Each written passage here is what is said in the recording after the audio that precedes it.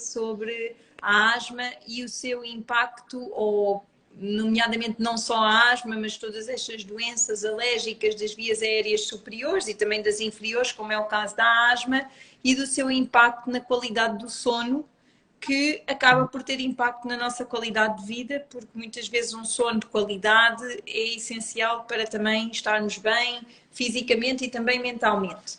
Estamos numa altura particular do ano, que é a primavera, e que coloca grandes desafios, quer para pessoas que já tenham uma suscetibilidade alérgica, mas também para outras que não tenham e que nesta altura acabam por se deparar com alguns sintomas. Queres falar um pouco sobre a primavera, Ana, e sobre o impacto que ela tem na nossa saúde respiratória? Já na outra semana falamos, não é, sobre a primavera e os sintomas sazonais associados à primavera e às alergias em específico por causa das contagens elevadas de pólenes que andam no ar e da importância que isso pode ter nas pessoas que são mais suscetíveis a desenvolver sintomas alérgicos. Seja sintomas alérgicos nos olhos, de conjuntivite alérgica, seja de sintomas alérgicos no nariz, de rinite alérgica, ou sintomas de alergias nas vias respiratórias inferiores, nomeadamente com a bronquite, a asma ou a bronquite asmática, como as pessoas falam. E, efetivamente, estas alergias respiratórias cursam com sintomas quer durante o dia, quer durante a noite e podem criar um impacto significativo do sono, quer pela doença em si, quer muitas vezes pela associação das doenças alérgicas a patologia específica do sono, ou seja, sabemos que pessoas que tenham tendência para alergias podem ter também alguma associação com patologia do sono. É uma associação, não significa que todas as pessoas que tenham alergias tenham problemas de sono, nem que todas as pessoas que tenham problemas de sono tenham alergias, mas é importante termos isto em mente e fazermos a associação e percebermos como é que está o sono, como é que as pessoas que têm estes problemas alérgicos na primavera têm dormido e darmos dicas para elas conseguirem dormir melhor. Agora, essas dicas, que sintomas efetivamente é que podem surgir durante a noite e afetar o nosso sono? Lembras-te assim de alguns? Os sintomas, portanto, o congestão nasal,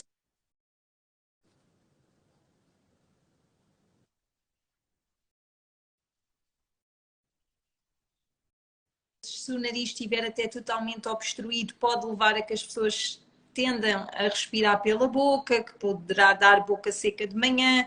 As pessoas acabam por dormir pior porque durante o sono existe uma espécie de estado de relaxamento global do nosso organismo e mesmo ao nível dos músculos respiratórios, quer para quem não tem patologia de sono obstrutiva, nomeadamente a apneia do sono, mas estão mais relaxados e, portanto, se a via aérea de alguma maneira está obstruída por secreções nasais ou estamos com os brônquios mais irritados e, portanto, com o seu calibre mais diminuído, poderá levar a que durante a noite a nossa respiração não seja tão eficaz e, consequentemente, o nosso sono não vai ser tão reparador, pode levar a acordarmos mais vezes à noite, a dormirmos pior e, portanto, esta parte da congestão nasal e da rinorreia é importante controlar.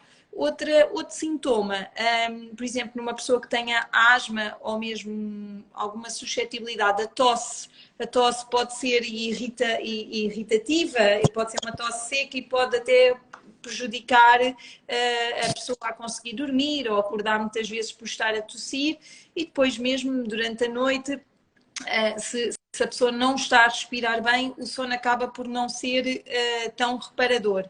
Não sei se te recordas assim mais de algum sintoma, Ana, que possa aparecer, mas penso que realmente é isso, portanto, sintomas oculares em que a pessoa tem uma sensação de areia nos olhos, de comichão, de ardência e que a faz acordar pelo desconforto. Sintomas do nariz, dormir com o nariz entupido é terrível porque não se consegue respirar, é aflitivo. Muitas vezes faz-nos abrir a boca, faz-nos ressonar ou até agravar a intensidade e a frequência desse ressonar nas pessoas que já ressonam de base, pessoas que já tenham uma apneia obstrutiva do sono, podem ver a sua apneia agravada também nesta fase, e depois a tosse, a pieira, a chiadeira no peito e a falta de ar que pode surgir também durante a noite. exatamente. Claro que Para além do plano médico, não é? Das intervenções de medicação que falamos na consulta, há algumas estratégias aqui comportamentais para tentar gerir. O que é que costuma... O ambiente outdoor em si, nesta altura do ano, nós não conseguimos alterar muito, não é? Dependendo do sítio onde moramos, pode haver mais ou menos árvores, poderá haver um ambiente mais arejado ou não, depende dos dias de vento. Se são dias agora na primavera mais ventosos, vão ser dias que nós vamos estar mais sujeitos aos pólenes atmosféricos e às partículas e, portanto, podemos desenvolver mais sintomas, mas um dos ambientes onde nós podemos conseguir controlar melhor, principalmente para quem tem suscetibilidade, é o ambiente indoor, portanto, o ambiente dentro das nossas casas.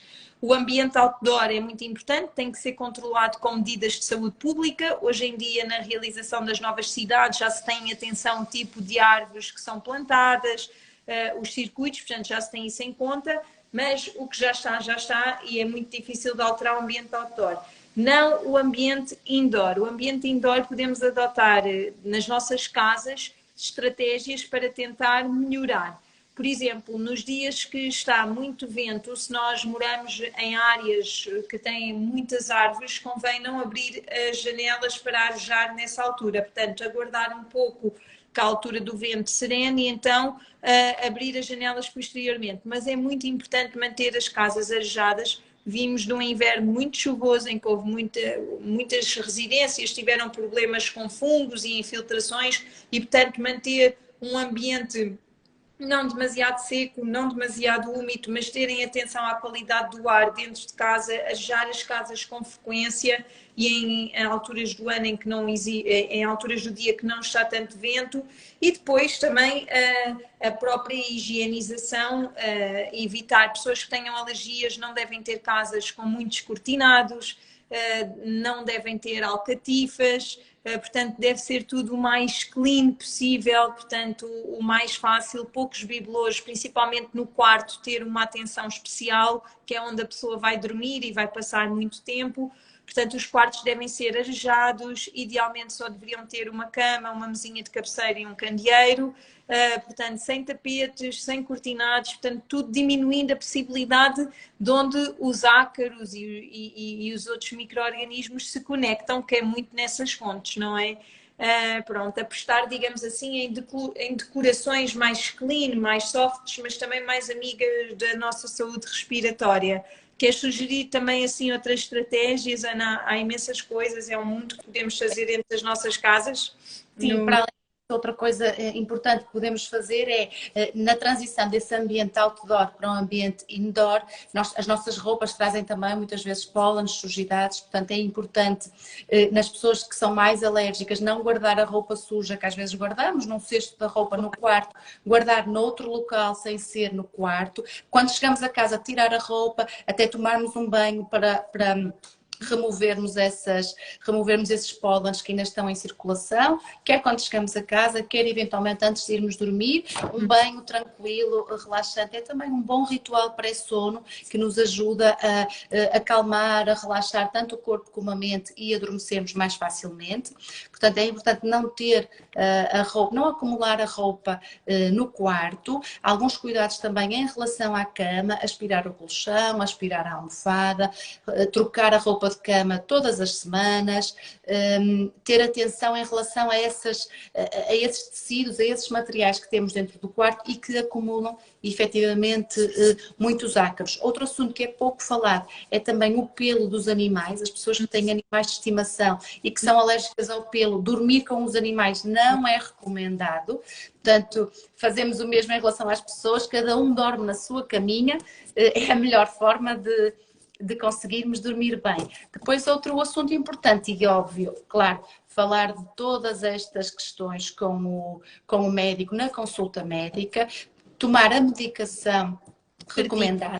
Atenção que a toma dos antihistamínicos, por norma, é à noite, é após o jantar que se toma. Os antihistamínicos mais antigos tinham algum efeito de sonolência, o que não significa que a pessoa durma melhor, e efetivamente vai ter mais sono, mas isso não significa que a arquitetura do sono seja uma boa arquitetura, mas era um efeito lateral dos antihistamínicos mais antigos. Os de nova geração já não têm esse efeito. Há também a medicação local, como eu já falei, quer as gotas oculares, quer os inaladores para asma, quer os sprays nasais. Os sprays nasais à base de corticoide nasal, mas também os descongestionantes nasais.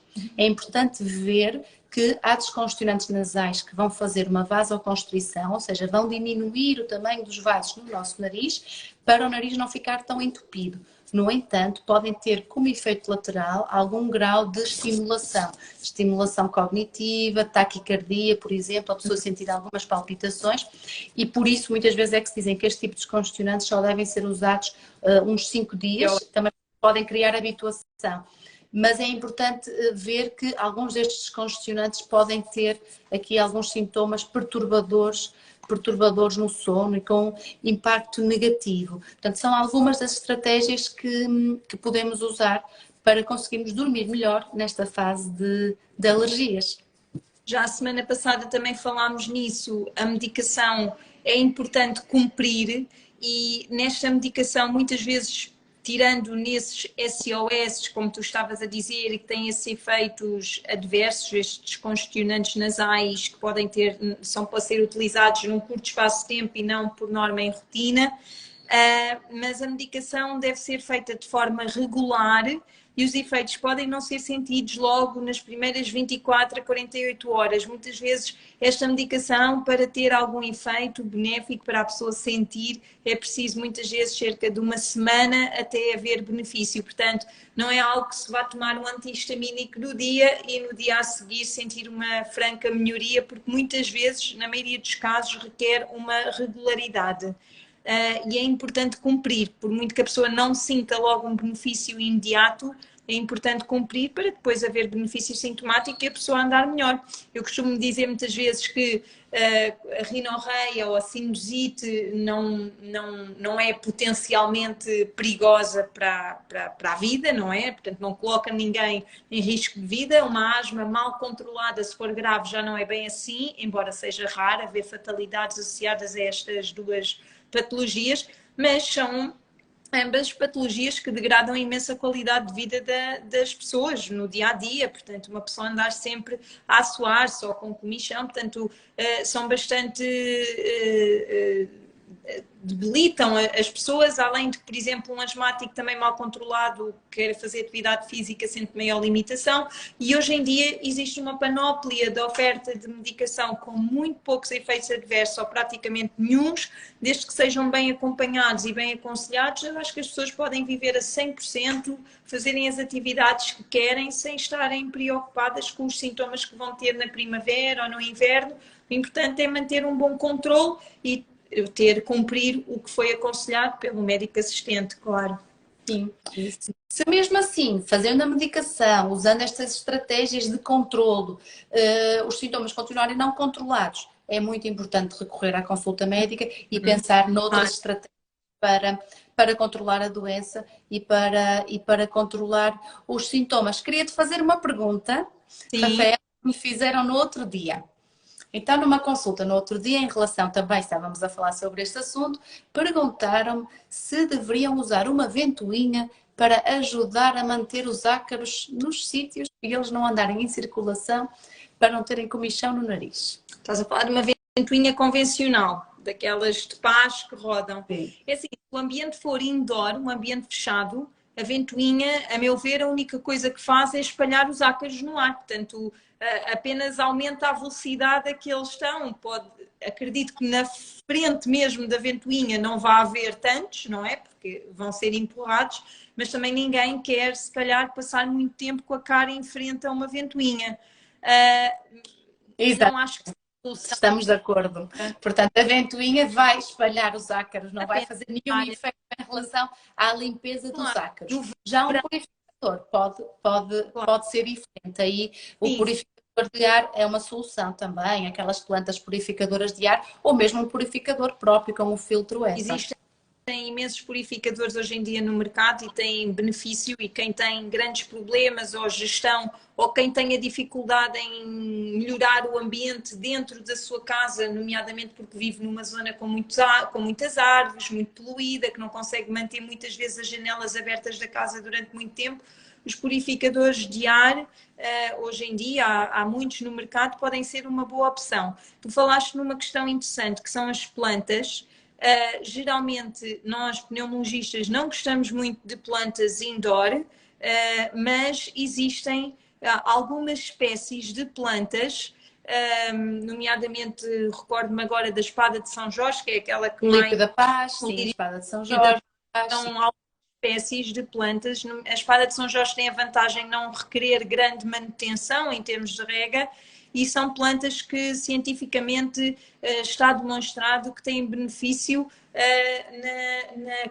a manter a qualidade do ar dentro das casas. Portanto, muitas vezes retiram umidade, podem filtrar partículas mais nocivas e são muito mais naturais e até mais benéficas do que utilizar, por exemplo, ambientadores químicos, que muitas vezes nós abusamos um pouco e colocamos ambientadores elétricos, exatamente, elétricos, incensos, que têm um aroma sem dúvida agradável, mas nós não nos podemos esquecer que aquele aroma é feito também à custa de partículas químicas que ficam no ar e que em última instância são inspiradas por nós. Portanto, é claro que nem todas as pessoas têm a mesma suscetibilidade, mas não esquecer que talvez esses ambientadores e esses aromas não sejam a maneira mais saudável de tratarmos do ambiente interior das nossas casas. É isso mesmo, já demos aqui muitas dicas, já partilhamos muita informação útil sobre as alergias na primavera e como conseguir tolerar melhor, quer durante o dia, quer durante a noite, para dormirmos bem e termos um dia seguinte com energia para os desafios que vamos ter. E damos por terminada esta sessão, não é, Rafaela? Sim, alguma dúvida, como das outras vezes, enviem-nos mensagem, digam-nos o que acharam, se algum feedback ou se tiverem alguma dúvida, ou nós estamos cá para esclarecer depois, sem problema, temos todo o gosto em responder. Sim, portanto, esta vai ser, neste formato, pelo menos vai ser a nossa última sessão. Gostava de agradecer-te a ti, Rafaela, por este desafio.